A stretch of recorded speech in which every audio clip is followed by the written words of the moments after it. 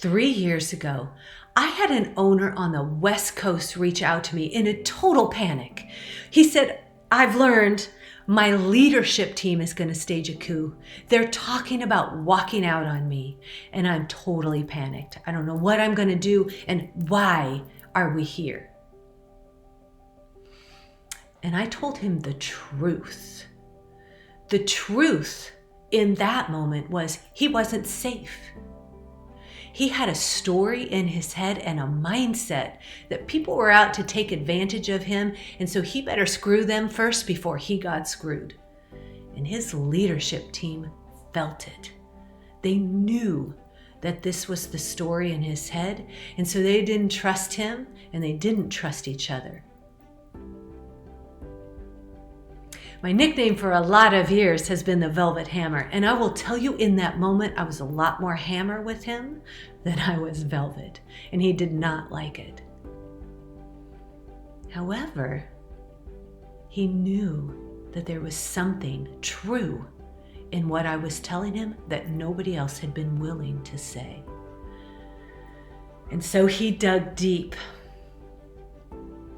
Judith Glaser has a great quote. It is words create worlds. And this owner had created a world of distrust and mistrust because he was showing up with a core belief that people weren't trustworthy. And that was what was being reflected back to him.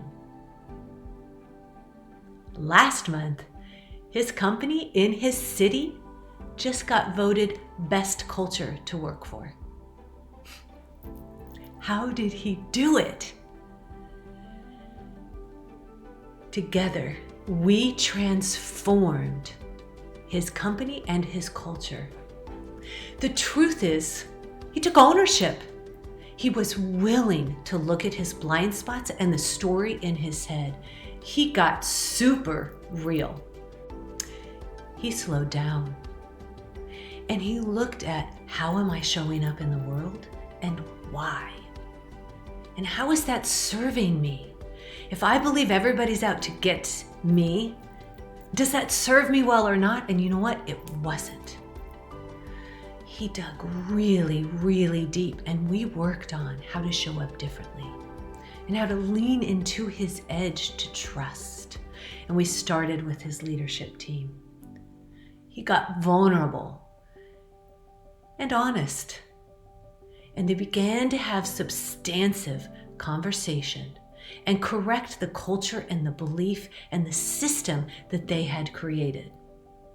He got right in that ideal point of conflict that Patrick Lencioni talks about in the conflict continuum. He got honest. Right in that ideal point of conflict without artificial harmony and without being mean, cruel, or mean-spirited. And they began to develop trust. And now that team has totally turned around. He put the people first, starting with himself. You can do this too. Where do you need to start? What's the story in your head and the image that you're projecting out on everybody else that's not serving you well? If you need help with that, reach out. We have world-class coaches here to help.